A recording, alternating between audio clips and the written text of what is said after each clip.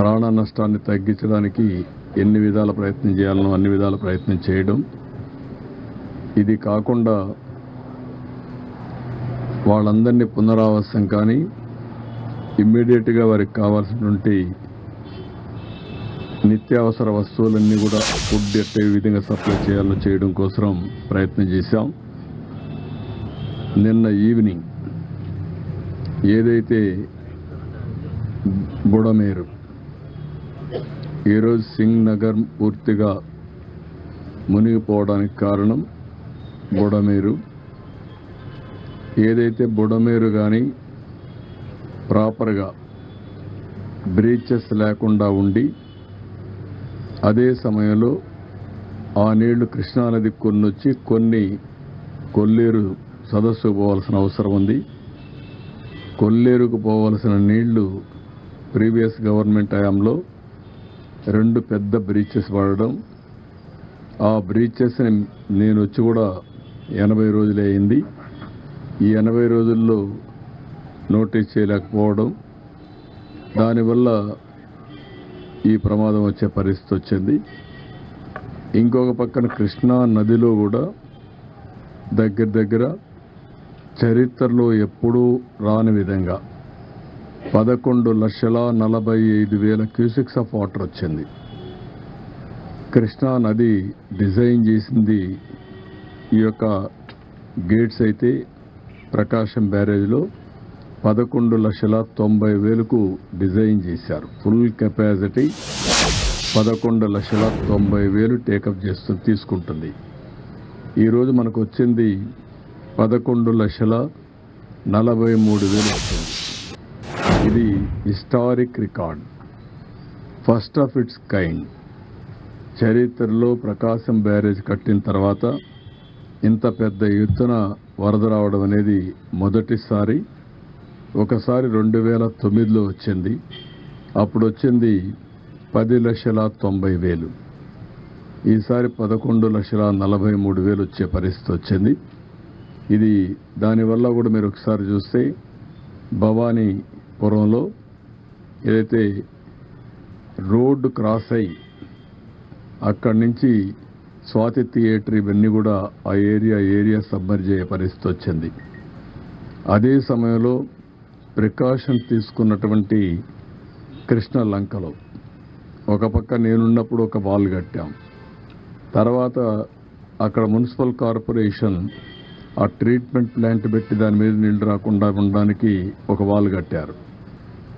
అప్పుడు మేము కట్టింది 18 అడుగులు కట్టాం, వాళ్ళు కట్టింది 14 అడుగులు కట్టారు. దాని పక్కన కొత్త గవర్నమెంట్ వచ్చినా కట్టారు.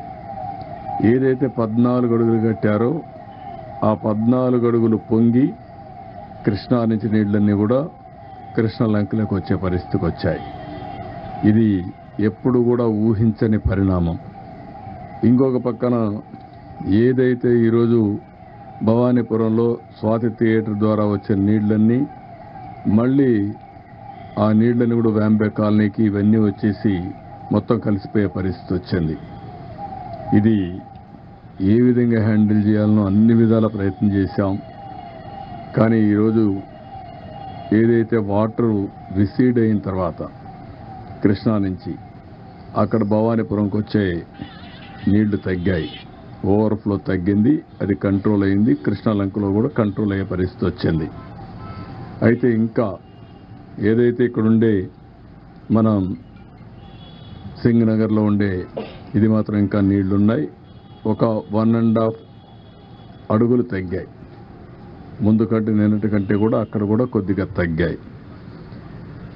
అయితే నిన్న సాయంత్రం నుంచి అన్ని విధాల ప్రయత్నం చేశాం. నేను వస్తానే ఇమ్మీడియట్గా కేంద్ర మంత్రికి కూడా ఫోన్ చేసి ఎన్డీఆర్ఎఫ్ను పంపించమన్నాం. వాళ్ళైతే ట్రైన్డ్గా ఉంటారు, బోట్లు వస్తాయి, మనుషులు వస్తారు, ట్రైన్డ్గా ఉంటారు కాబట్టి ఇమ్మీడియట్గా ఆపరేషన్ దిగ్గలుతారనే ఉద్దేశంతో వాళ్ళు రమ్మన్నాం. ఇప్పటికే నిన్నటికే చాలామంది వచ్చారు, ఈరోజు ఉదయానికి వచ్చారు, ఈరోజు కూడా కొంతమంది వస్తున్నారు. రేపు ఉదయానికి అంతా 30 టీములు, టీముకు 3-4 బోట్లు అంటే 120 బోట్స్తో రేపు ఆపరేషన్ చేసే పరిస్థితికి వచ్చారు. వీళ్ళు కాకుండా మన దగ్గర ఉండే ఫిషరీస్ డెవలప్మెంట్ కార్పొరేషన్లో ఉండే బోట్లు తీసుకున్నాం. అవి కూడా ఒక 30-40 బోట్ల పైన 40-50 దాకా తీసుకున్నాం. అవి కూడా ఆపరేషన్కి పెట్టాం. ఈరోజు ఇవన్నీ చేసి చాలా వరకు కొంతవరకు రీచ్ అయ్యాం. ఇంకా చివరి ప్రాంతాల్లో రీచ్ కాలేకపోయాం. నాకు కూడా చాలా బాధ ఉంది. ఎందుకంటే ఎన్ని ప్రయత్నాలు చేసినా, ఎంత పుష్ చేసినా, అధికార యంత్రాంగాన్ని ఎంత మేమందరం కలిసి వర్కౌట్ చేసినా లాస్ట్ మైల్లో మేము ఫుడ్ సప్లై చేయలేకపోయాం. దానికి కారణం వచ్చిందంతా కూడా బిగినింగ్లో ఉండే వాళ్ళల్లో ఎమోషన్ రావడం, వాళ్ళకు కూడా అవసరం రావడం, అక్కడి నుంచి ఎక్కడికక్కడ వాళ్ళు ఫైట్ చేసి తీసుకునే పరిస్థితి రావడం, లాస్ట్ మైల్కి రీచ్ కాలేకపోవడం. ఎవరు పోయినా బిగినింగ్లో ఈ పక్క చేసుకుంటూ ఇటు రావడం జరిగింది. దీనివల్ల చాలా ఒక బాధ, మానవత్వానికి చాలా బాధేసే పరిస్థితి వస్తుంది. ఓసారి నిస్సహాయత, ఇంకొకసారి బాధ. ఎందుకంటే చాలామంది ఈరోజు చూస్తే చాలా ప్యాథటిక్ స్టోరీస్. నేను సాయంత్రం మళ్ళీ వెళ్ళాను. నేను 6-7 సార్లైనా వెళ్ళుంటాను. నేను సకల విధాల ప్రయత్నం చేస్తున్నా. ఎట్టి పరిస్థితుల్లో లాస్ట్ మైల్కి ఇవ్వాలనేది నా యొక్క ప్రగాఢమైనటువంటి ఆకాంక్ష. ఎట్టి పరిస్థితులు చేయాలనే దృఢ సంకల్పం. కానీ ఎన్ని చేసినా చేయలేకపోతే ఈరోజు నేను చూస్తే ఒకసారి చాలా బాధేస్తుంది. ఒక అతను 1 సంవత్సరం అబ్బాయి తీసుకొని వచ్చాడు. తీసుకొని వచ్చి ఏడుస్తున్న దగ్గరికి వచ్చి, నా భార్య వదిలేసి వచ్చాను ఈ పిల్లవాడి కోసరం, వీడిని బతికించుకోవడం కోసరం నేను భార్యను కూడా వదిలిపెట్టి ఇక్కడికి వచ్చాను. పలానా ఇంట్లో ఉంది, నా భార్యను తీసుకురండి అని చెప్పి ఏడ్చే పరిస్థితికి వచ్చాడు. ఒక పెద్ద ఆయనైతే వైఫ్, డాటర్, మా ముందరిని ఆ వైఫ్ పెయింట్ అయిపోయే పరిస్థితికి వచ్చింది. ఆవిడ్ని తీసుకురావడానికి సమస్యలు. ముసలివాళ్ళు నడవలేరు, బాగా వర్షపు నీళ్ళు తడిచిపోయారు. తడిచిపోయిన తర్వాత బట్టలు కూడా లేవు, రోడ్డు మీద కూర్చునే పరిస్థితికి వచ్చారు. అవన్నీ చూసినప్పుడు ఎంత నిస్సహాయ స్థితిలో ఉన్నాం, ఎంత బాధాకరమైన పరిస్థితిలో ఉన్నాం అనే బాధ కలుగుతుంది. అందుకే ఈరోజు మళ్ళీ ఆలోచించాం. ఈరోజు స్పష్టంగా 32 డివిజన్లకి 32 సీనియర్ ఐఏఎస్ ఆఫీసర్లు పెట్టాను. అదే మరిగా 149 గ్రామ సచివాలయాలు కార్పొరేషన్లో ఉన్నాయి. 30 గ్రామ సచివాలయాలు రూరల్ ఏరియాలో ఉన్నాయి. 179 ఉన్నాయి. 179కి 179 మంది ఇన్ఛార్జెస్ పెట్టాం. ఒక గ్రూపు 2 సర్వీస్ కింద, ఐఏఎస్ కింద ముఖ్యమైన నాయకులను పెట్టాం. వీళ్ళకందరికీ ఒక బోట్ కానీ, ఒక వెహికల్ కానీ, ఎక్కడెక్కడ ఏమున్నాయో అవన్నీ అనలైజ్ చేశాం. ఉదాహరణ, కొంతమంది నడిచిపోయే పరిస్థితి వస్తుంది. ఇప్పుడు బాగా వెసులుబాటు వచ్చింది కాబట్టి ఒక ట్రాక్టరో ఒక వ్యానో పెట్టుకొని ఫుడ్ పాకెట్స్ అన్ని డిస్ట్రిబ్యూట్ చేసే పరిస్థితి వస్తుంది. కొంతమంది బోటే కావాల్సి వస్తుంది, బోటు ద్వారా ఇవ్వాలి. కొంతమంది ఏదైతే నడిచి కూడా నేను చెప్పాను ఇచ్చే అవకాశం వస్తుంది. కొన్ని ప్రాంతాల్లో ఓసారి రీచ్ కాలేనప్పుడు, రీచ్ అయినా కూడా సరిగా చేయలేనప్పుడు 6 హెలికాప్టర్లు ఉన్నాయి. హెలికాప్టర్ల ద్వారా ఫుడ్ అంతా కూడా డ్రాప్ చేసే పరిస్థితి వస్తుంది. దానికి కూడా ప్రణాళికలు తయారు చేశాం. రేపంతా ఒక 6 హెలికాప్టర్ కూడా పనిచేస్తాయి. ఈరోజు కొత్తగా ఒక వినూత్నంగా ఏదైతే డ్రోన్స్ అన్నీ ఒక 8-8 డ్రోన్స్ పెట్టి ఒక 10,000 మందికి ఫుడ్ పాకెట్స్ అందజేయగలిగాం.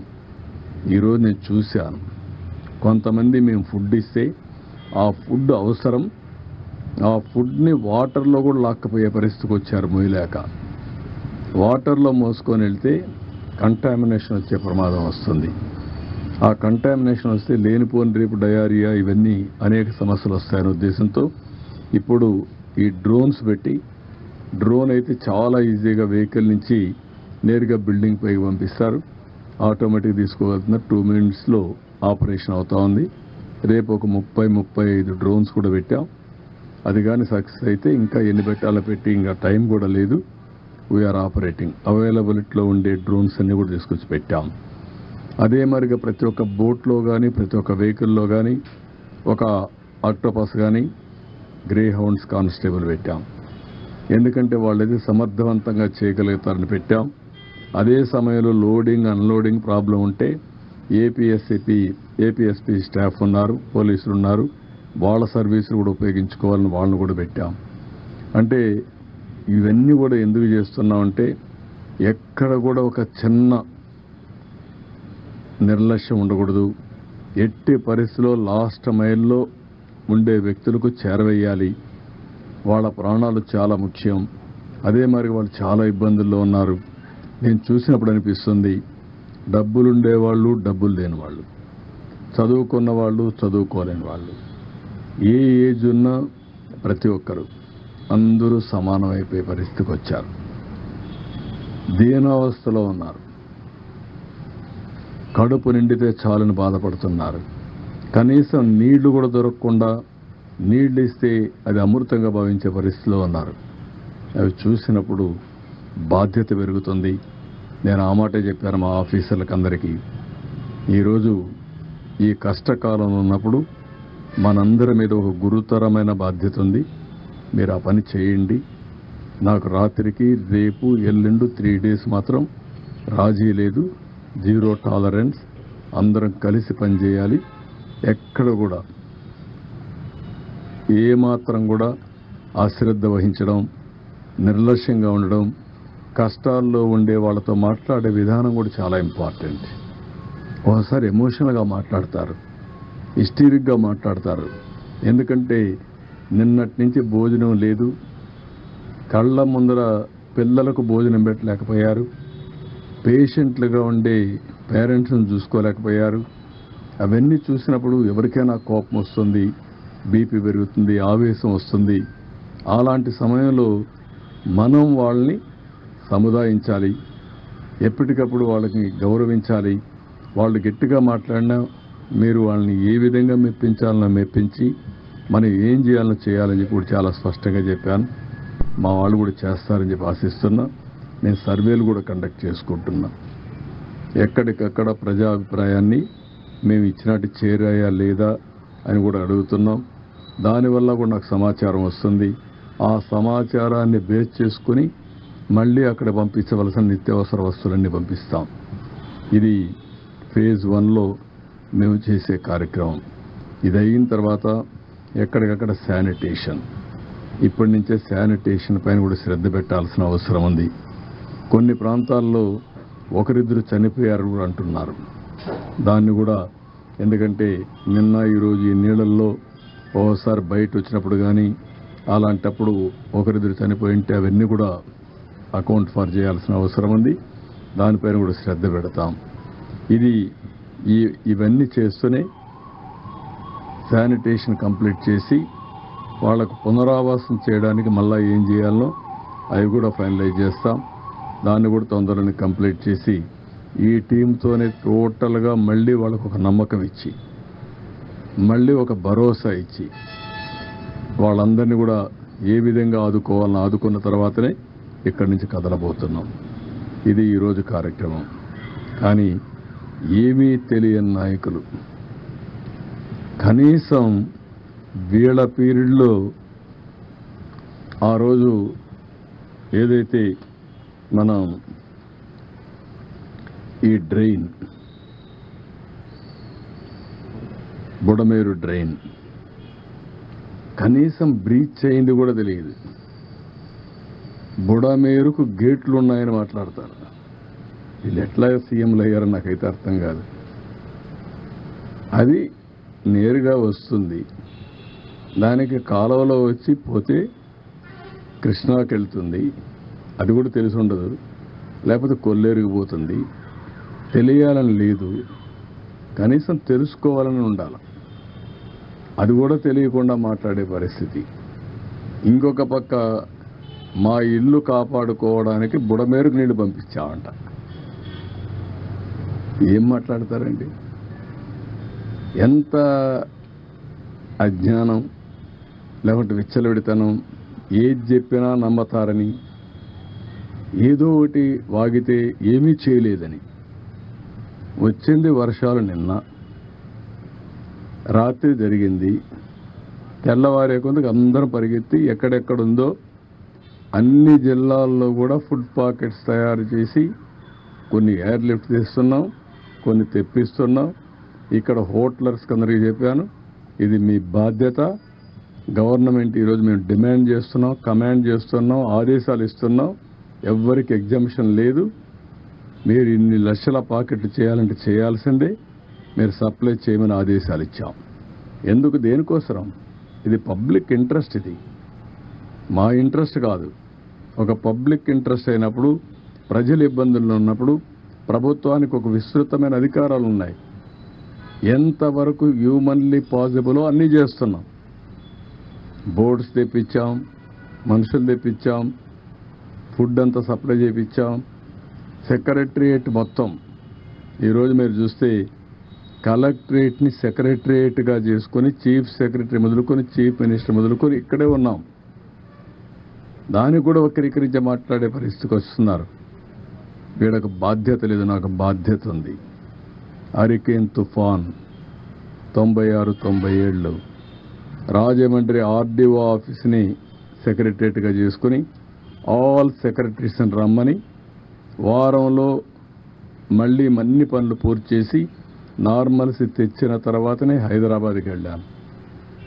ఆ రోజు మొత్తం మీరు చూస్తే 21 సీట్లుంటే 99 ఎలక్షన్లో 20 సీట్లు మేము గెలిచాం. అదే విశాఖపట్నం హుద్హుద్. నేరుగా నేను విశాఖపట్నం హుద్హుద్ తుఫాన్ వచ్చినప్పుడు వచ్చి అక్కడే ఉండి అసాధ్యం అనుకునే దాన్ని ఒక వారంలో సాధ్యం చేశాం. ఎవరు మెజర్ చేసినా ప్రీ హుద్హుద్, పోస్ట్ హుద్హుద్ అని విశాఖపట్నాన్ని అభివర్ణించే పరిస్థితికి వచ్చారు. అందుకే లాస్ట్ ఎలక్షన్లో 4 సీట్లు గెలిచాం. ఈసారి అతిపెద్ద మెజారిటీతో గెలిచాం. తిత్లీ అక్కడే ఉన్నాం.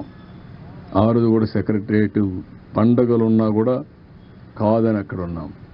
5 ఏళ్ళు అంటే ప్రభుత్వం మంత్రి కానీ ముఖ్యమంత్రి కానీ ఎవరైనా సరే ఒక్కరోజు ఫీల్డ్కి వచ్చారా? ఒక్కరోజు వచ్చాడు ఫీల్డ్కి. అది కూడా రెడ్ కార్పెట్ వేసి పెద్ద ఎత్తున ఫీల్డ్ విజిట్ చేశాడు. మామూలు కార్పెట్ వేసుకొని ఫీల్డ్ విజిట్. ఇప్పుడు పాపం విధిలేని పరిస్థితిలో బురదలో దిగాడు. ఎందుకు దిగకపోతే గతి లేదు కాబట్టి.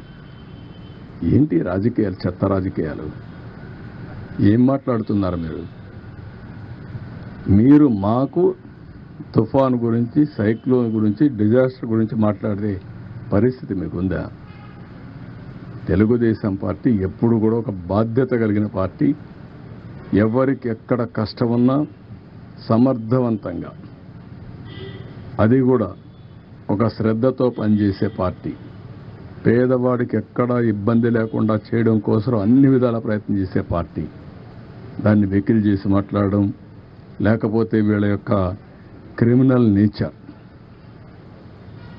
ఆ క్రిమినల్ నేచర్తో ఏం చేస్తారో తెలియదు మనకు. వాళ్లే నేరాలు చేసి ఆ నేరాలు వేరే వాళ్ళపైన వేసి తద్వారా రాజకీయ లబ్ధి పొందాలని ప్రయత్నం చేస్తారు.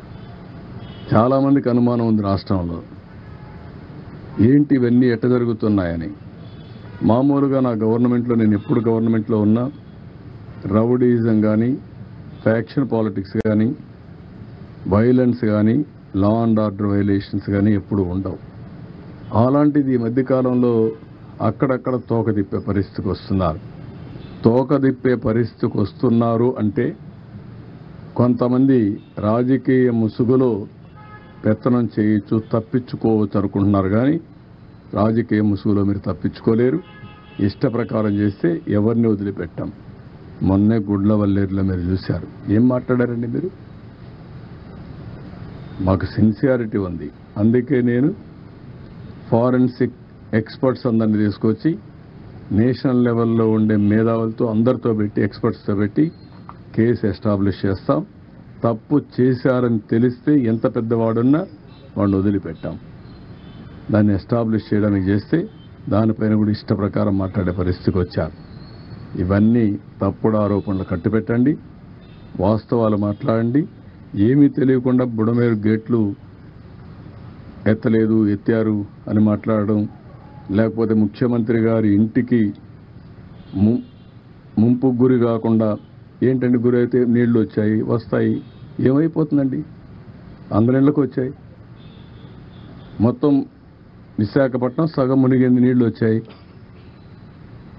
నీళ్లు వచ్చినప్పుడు ఏమవుతుంది? అదే మరిగా అమరావతి, ఏదో నీళ్లు వచ్చేసే అమరావతి మునిగిపోయింది, అమరావతి దాని మీద ప్రాపగండా.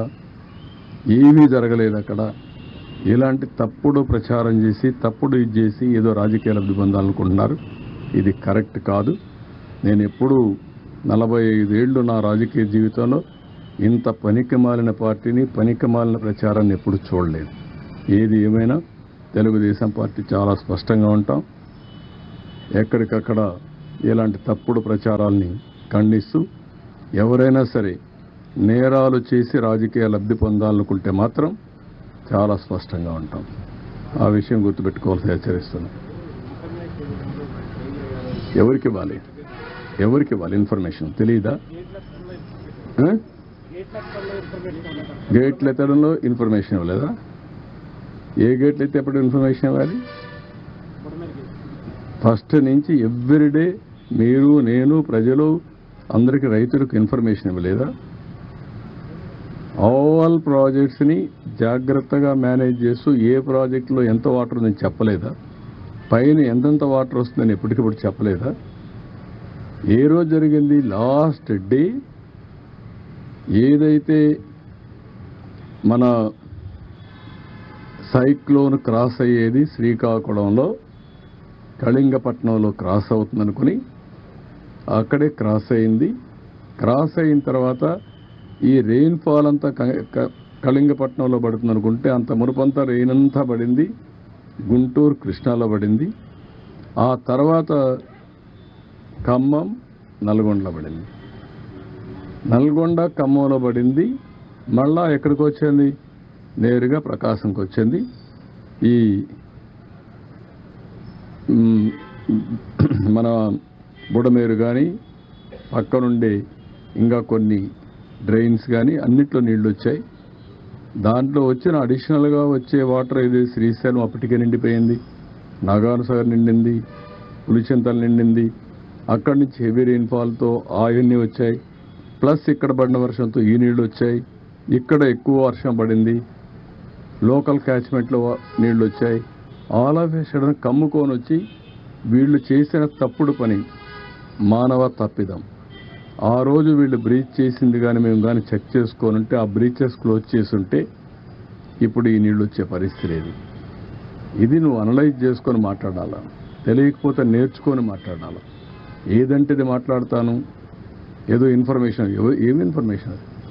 ఈరోజు నిన్న జరిగితే ఈరోజు అన్ని జిల్లాల్లో కూడా వండించి తీసుకొచ్చి 3,50,000 మందికి ఇప్పటికి తిండి పెట్టాం. ఇంకొక 1,00,000 మందికి పెడతాం. ఇప్పుడు రాత్రికి కూడా ఇస్తున్నాం. ఎక్కడ చేయలేదంటే రెడీనెస్ రాత్రికి ఇప్పుడే కదండి. రాత్రి జరిగితే తెల్లవారే కొందికి ఒక 120 బోట్లు తెప్పించామే. ఎక్కడి నుంచి వచ్చే బోట్లు, ఎక్కడి నుంచి ఆపరేట్ చేస్తే మీరు చూడలేదా? మరి అక్కడి నుంచి మొత్తం ఫుడ్ అంతా కూడా తీసుకెళ్ళాం, ప్రొక్యూర్ చేసాం. అది ఒక బాధ్యత. మేము వీళ్ళ కోసం అపోజిషన్ ఇచ్చేయాలి, ఒక బాధ్యత కింద చేసాం. అవన్నీ ముందుకు వచ్చాం.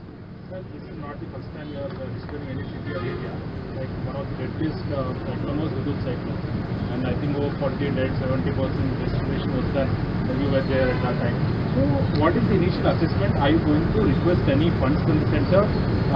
What has been, sir, what is the figures now? And also in my career, this is the biggest disaster. Never in the past we had some events, either Hudhud, hurricane, Titli, but compared to that, here human suffering, property loss is the biggest. We are requesting Government of India to declare as national calamity. We will send all the reports to them. We will request Government of India to give some funds liberally to complete all these things, and also how to recover loss for the people. Any figures, sir? Tomorrow, day after tomorrow, I will give you. Even there is a huge loss of crop, and also some more assets, even private assets and public assets. All these things will estimate.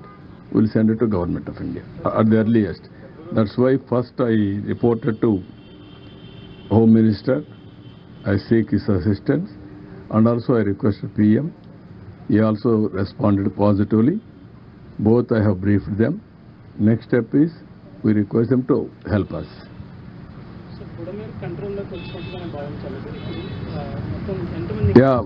Water అయితే స్లోగా తగ్గుతుంది. ఇప్పటికే 1.5 feet తగ్గింది. రాత్రికి ఇంకా తగ్గచ్చు. ఇక్కడ కూడా మీరు చూస్తే 11,20,000 క్యూసిక్స్ వచ్చాం 8 o'clockకి. ఇప్పుడు ఇంకా తగ్గుతుంది. కాబట్టి కృష్ణా నదిలో కూడా తగ్గింది, బుడమేరు కూడా తగ్గుతూ ఉంది. అందుకని సిటీ కూడా కొద్దిగా ఈజీ అవుట్ అవుతా ఉంది. రేపు ఎల్లుంటికి ఈ సింగ్ నగర్ కానీ పరిసరాల్లో కానీ నీళ్లు బాగా తగ్గితే ఈజీ అవుట్ అయిపోతుంది. We're working on that. Barrage gate మీద ప్రమాదం వాటిందని సోషల్ మీడియాలో ప్రచారం చేస్తున్నారు. దానివల్ల ప్రజలు ఆందోళన. అలాగే అమరావతి కూడా పూర్తిగా మునిగిపోయింది. రాజధాని అమరావతిలో కూడా నేనేమంటానంటే 2 విషయాల్లో కూడా క్రిమినల్స్ కొంతమంది ఈ రాష్ట్రంలో ఉంటే, వాళ్ళు రాజకీయాల్లో ఉంటే ప్రజలకు కూడా ఎవ్రీడే అనుమానాలు వస్తాయి. నాకు కూడా అనుమానం వస్తూ ఉంది. 2 బోట్లు వచ్చే చూశాను. ఎక్కడి నుంచి వచ్చే తెలియదు. వచ్చి నేరుగా ప్రకాశం బ్యారేజీని ఢీకొన్నాయి. ఆ ప్రవాహంలో ఒక విధంగా ఆలోచిస్తే అది ప్రమాదమే. కానీ అది ఎక్కడ హిట్ చేయాలని అక్కడ హిట్ చేయకుండా వేరే ప్రాంతంలో హిట్ చేసింది కాబట్టి కొంతవరకు సేఫ్ అయింది. ఇప్పుడు దాన్ని కన్నయ్య నాయుడు ఈరోజు వచ్చి చూశాడు. ఏ విధంగా చేయాలి, ఎట్లా సేఫ్టీ ఆఫ్ ది ప్రాజెక్ట్ కాపాడుకోవాలనో కాపాడుకునే పరిస్థితి వస్తుంది. ఇప్పుడు చాలామంది దాని మీద దీంట్లో కూడా కుట్ర ఉందని అనుమానించే పరిస్థితికి వచ్చారు. ప్రైమా ఫేసి నేను ఆలోచించలేదు, కానీ ఒకసారి వివేకానందరెడ్డి మర్డర్ చేసి గుండెపోటని చెప్పగలిగిన వాళ్ళు ఇలాంటివి కూడా చేయొచ్చేమో. వి కెనాట్ ఇది. ఈరోజు రేపల్లి ఏదైతే బండి ఉందో అక్కడ పెట్రోలింగ్ పెట్టే పరిస్థితికి వచ్చాం ఈ దొంగల కోసం, నేరస్తులతో. ఎప్పుడన్నా ఆలోచించామంటే పెట్రోలింగ్ పెట్టాలని? నాకెప్పుడు లేదు. 1-2 సార్లు పెట్రోలింగ్ ఎందుకు పెట్టానంటే, నాగార్జున సాగర్ లెఫ్ట్ మెయిన్ కెనాల్లో రైతులు నీళ్లు రానియకుండా ఉంటే సమైక్య ఆంధ్రప్రదేశ్లో ముఖ్యమంత్రిగా చివరి భూములకు నీళ్లు తేవడానికి పెట్రోలింగ్ పెట్టి డిఎస్పీని ఆర్డీఓని పెట్టి నీళ్లు తీసుకొచ్చాను. నవ్ క్రిమినల్స్ ఎవరైనా కానీ బ్రీచెస్ చేస్తారేమో అనే భయంతో ఇప్పుడు పెట్రోలింగ్ పెట్టమని చెప్పాను నేను డీజీపీకి, ఇప్పుడు సిఎస్కి ఇద్దరికి. What is the fate? Amaravati ఎందుకు పనిగట్టుకొని మీరు ప్రచారం చేస్తున్నారు మునిగిపోయిందని? మీరు చూడండి, ఒక విష ప్రచారం వైఎస్ఆర్ కాంగ్రెస్ పార్టీ దానికి సంబంధించిన బ్లూ మీడియాలోనే స్టార్ట్ అవుతున్నాయి. ఇదే పని పెట్టుకున్నారు. ఇదే పని పెట్టుకొని ప్రతి ఒక్క దాన్ని విష ప్రచారం చేస్తూ మభ్యపెట్టే విధంగా చేసే పరిస్థితి వచ్చారు. కొన్ని ఇక్కడ ఇంకా ఎస్టాబ్లిష్ చేయలేదు, కానీ అనుమానం వచ్చే పరిస్థితి కూడా వస్తుంది. కానీ ఎవరిని వదిలిపెట్టను, చాలా ఫర్మ్గా ఉంటాం. గుడ్ల వల్లేర్లు ఏంటంటే మీ పని? సిగ్గుందా మీకు? 300 వీడియోలు ఉన్నాయా? ఇవన్నీ తీశారా? అన్ని యూనివర్సిటీలో తీస్తున్నారా? ఎవడు చెప్పాడు మీకు? అంటే ఆ పిల్లల భవిష్యత్తు అవసరం లేదు మీకు? ఓసారి అక్కడ జరిగిన సంఘటన పట్ల పిల్లలు ఆవేశంగా ఉన్నారు. ఆవేశంగా ఉంటే రాజకీయ నాయకుడిగా, ఒక ఎల్డర్లుగా నా బాధ్యత ఏంటి? ఆ పిల్లల్ని మెప్పించి ఏం జరిగిందో జరగలేదో అన్నీ ఎస్టాబ్లిష్ చేసి జరిగితే కఠినంగా శిక్షించి, జరగకపోతే జరగలేదని చెప్పి వాళ్ళల్లో మనోధైర్యాన్ని నింపవలసిన మేము 300 వీడియోలు తీసేశారని చెప్పి ఆ 300 వీడియోలు ఉన్నాయని దేశం అంతా పంపించి డిగ్నిఫైడ్గా ఉండే ఇన్ఫ్లుయెన్సర్ కూడా పెట్టిస్తారా మీరు? ఏమనుకుంటున్నారు మీరు? ఒళ్ళు దగ్గర పెట్టుకోవాలా. ఆడపిల్ల శీలాన్ని లెక్కలేని విధంగా మీ ఒక్కొక్కరు మనం చూస్తున్న ఆ పార్టీలో ఎలాంటి చరిత్రహీనులు ఉన్నారు. ఆడబిడ్డల పట్ల ఎంత దారుణంగా ప్రవర్తించే ఉన్నారు మనం చూసాం. కనీసం వాళ్ళపైన యాక్షన్ తీసుకోకుండా ఏమీ లేనిది ఇక్కడ నెపమేసి ఆడబిడ్డల భవిష్యత్తుని అంధకారంలో పెట్టే పరిస్థితికి వస్తున్నారు. కబద్దారు గుర్తుపెట్టుకోండి. అందుకే నేను ఒక టాప్ లెవెల్ ఎక్స్పర్ట్స్ కమిటీ వేశాను, పోలీస్ ఆఫీసర్లు వేశాను. నిగ్గుదేలుస్తాం. అది నిగ్గుదేల్చడమే కాదు, ఆ తర్వాత ఇలాంటి తప్పుడు కేసులు పెట్టిన వాళ్ళని కూడా నోటీసులు చేంజ్ చేయాలని చేస్తాం.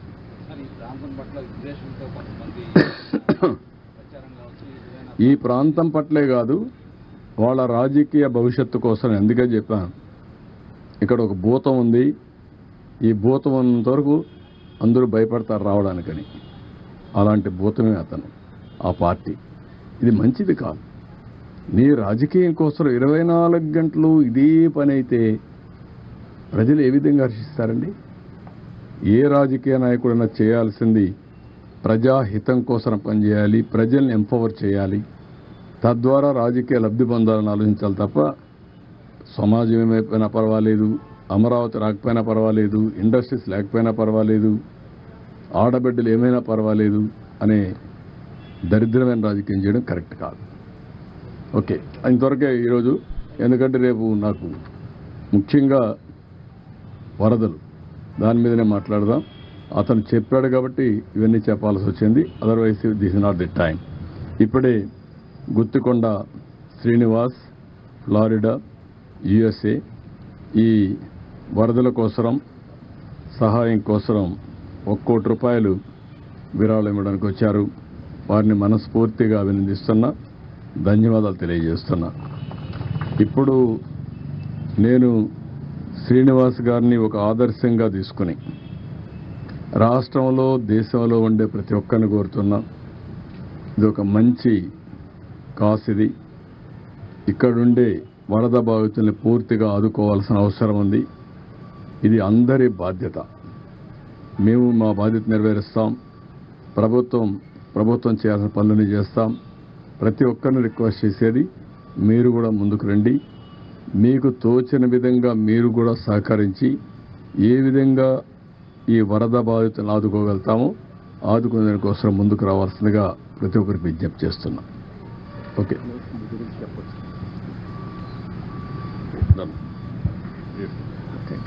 అందరికీ నమస్కారం అండి. ఈరోజు ఆంధ్ర రాష్ట్రంలో మన విజయవాడ నగరంలో జరిగిన ఘోరమైన విపత్తు 100 ఇయర్స్లో ఎప్పుడూ జరగలేదు. అటువంటి విపత్తు